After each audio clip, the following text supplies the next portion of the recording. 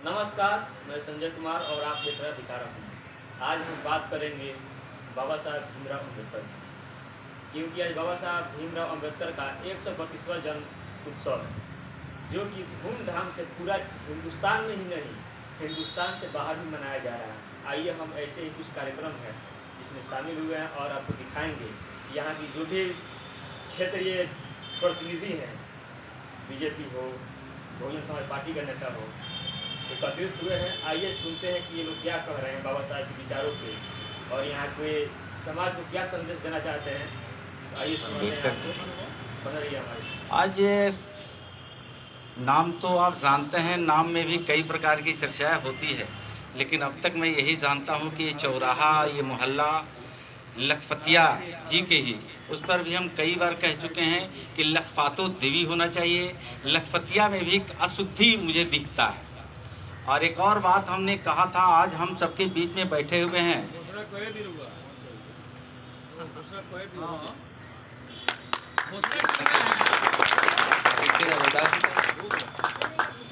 तो जब हम लोग बैठते थे तो ये कहीं ना कहीं शहर के जो स्वच्छता का या चौराहे का नामकरण का हरेंद्र बाबू के शासनकाल में जितना हुआ, मुझे लगता है कि इसके पहले शहर का चाको चौबंद या सौंदर्यीकरण नहीं हुआ करता था। लेकिन मुझे खुशी हो रही है, आज चेयरमैन वर्तमान गोपालगंज जिले की जनता जनार्दन ने आपको आशीर्वाद दिया है और मैं आपसे आग्रह भी, आज आपने स्पष्ट शब्दों में कहा कि आप बोल ही दीजिए।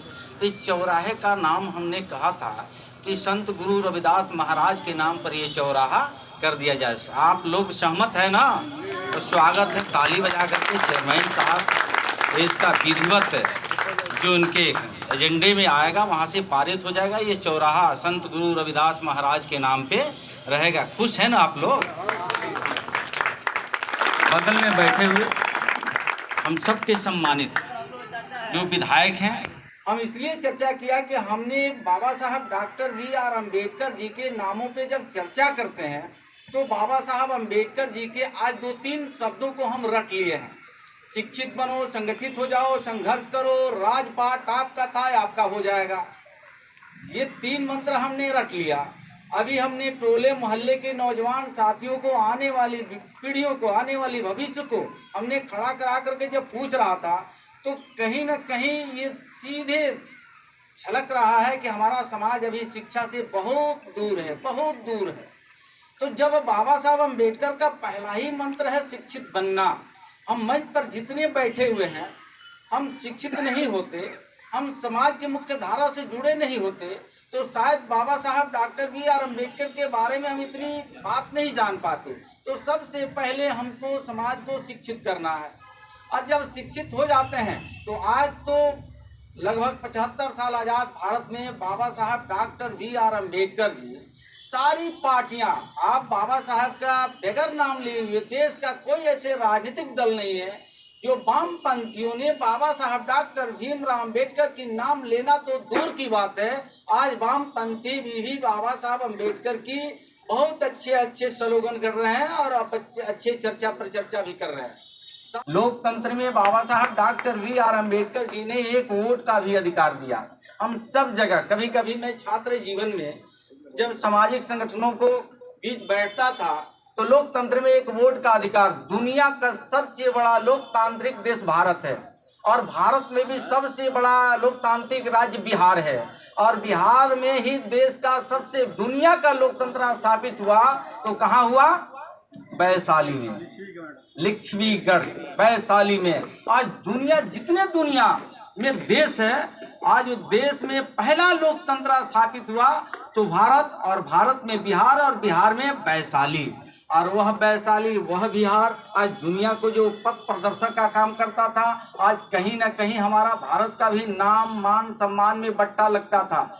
आज फिर आपकी जागृति ये बता रही है कि बाबा साहब डॉक्टर B.R. अम्बेडकर के जो सपना था वो साकार करने के लिए आप आगे बढ़ चले हैं। लेकिन साथियों, अपने पर थोड़ा सा संयम रखना है।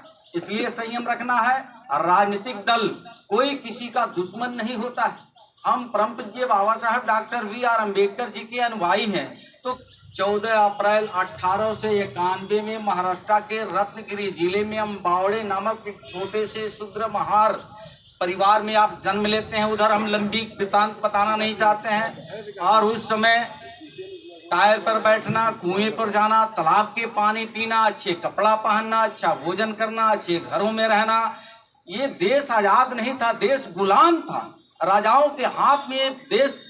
और उस समय बाबा साहब अम्बेडकर जी संघर्ष करके और 1891 से 1857 से 1947 तक ये अंग्रेजों के खिलाफ आंदोलन हुआ, जिसमें उधम सिंह, भगत सिंह, सुभाष चंद्र बोस, मंगल पांडे अनेकों लोगों ने शहीद होते हैं। और 15 अगस्त 1947 की आज़ादी मिलती है और 2 बरस 11 महीना 18 दिन लगा था संविधान को निर्माण करने में। 7 सदस्यीय समिति बाबा साहब अम्बेडकर के प्रारूप समिति के चेयरमैन होने के नाते 7 सदस्यीय ये बनी थी।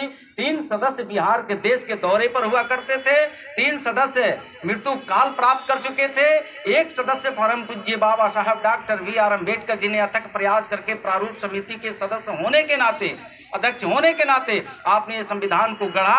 लेकिन मैं इसलिए बताना चाह रहा हूँ कि उस समय जिसको पानी नहीं पीने दिया गया हो, जिसको खाना नहीं अच्छा खाने दिया गया हो, जिसको सामाजिक जिंदगी जीने के अच्छा अवसर न मिला हो, वह परम पूज्य बाबा साहब डॉक्टर V.R. अम्बेडकर जी के हाथों में जब कलम आती है तो किसी जाति धर्म, हिंदू हो, सिख हो, ईसाई हो, पारसी हो, जैन हो, बौद्धिस्ट हो, कोई ऐसा धर्म जिस धर्म के खिलाफ बाबा साहब अम्बेडकर जी किया हो बता दे।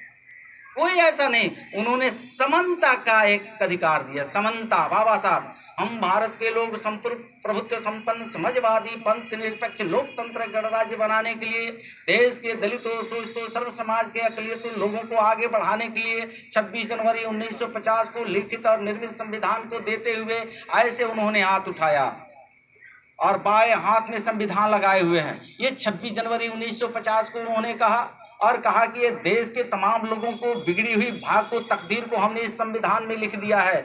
जिस दिन अपने भाग्य और भविष्य के बारे में आप सोचोगे, समझोगे, लोकतांत्रिक तरीके से अपने मत को पहचानोगे, उस दिन आप इधर उधर की लड़ाई न करके सीधे आप दिल्ली जाओगे। और दिल्ली जाओगे तो वहीं से आपकी बिगड़ी हुई बात को बनाई जाती है, वहीं से बिगड़ी हुई बात को बनाई जाती है।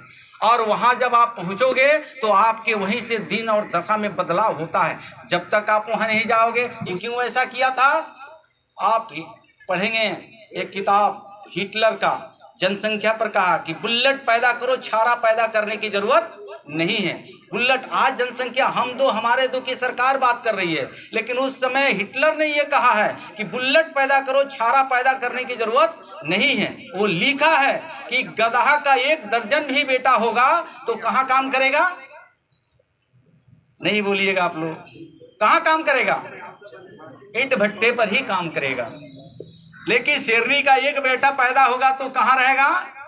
जंगल का राजा, वो जंगल का राजा होगा। ये तय आपको करना है कि मजदूर पैदा करना है, गुलाम पैदा करना है कि शासक पैदा करना है। उसी पर साइंटिस्ट और वैज्ञानिक लोग क्या कह रहा है? 3 केजी से कम का बच्चा पैदा होता है उसकी मानसिक कमजोरी होती है। जो 3 केजी से ज्यादा का बेटा और बेटी पैदा होता है, स्वस्थ होता है, बुलंद होता है, वो शासक बन सकता है, हिस्पुष होता है। आज देश के यशस्वी प्रधानमंत्री नरेंद्र मोदी जी ने एक योजना चलाया है, ये बहुत लोगों को ये मालूम नहीं है। जो गर्भावस्था में बेटा और बेटी पलता है ना, उसको कितने हजार रुपया सरकार दे रही है? कोई साथी पढ़े लिखे हो तो उनको मालूम है, बता दे कितना मिलता है? मैनेजर भैया आप बताइए, समाज में आप रहते हैं, किसी को आप लोगों को मालूम है तो बताइए। 6,000 मार्च से बता रहे हैं, 6,000 रुपया।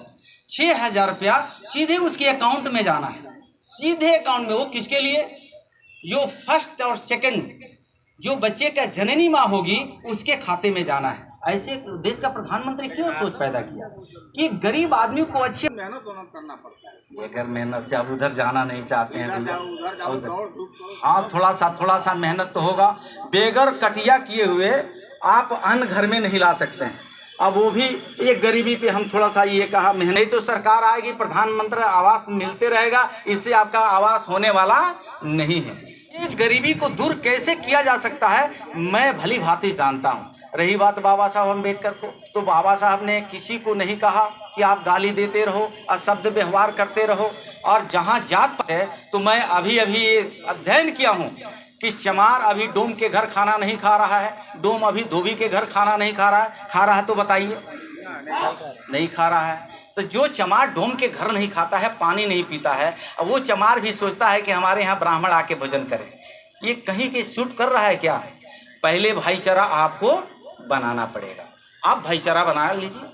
चमार, दुसाध, डोम, धोबी, मुसहर, पसी, कटिक, खरवार, बाबा साहब अम्बेडकर ने अनुसूचित जाति जनजाति का दर्जा दिया। हम एक भाई हैं। आप जब रोटी बेटी का संबंध करना लगेंगे, एक साथ पानी और चाय पीने लगिएगा, तो आपके साथ सब लोग बैठ करके संबंध बनाना प्रारंभ कर देगा।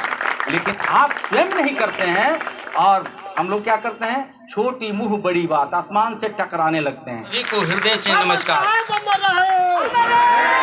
बहुत बहुत धन्यवाद। अब हाँ बस एक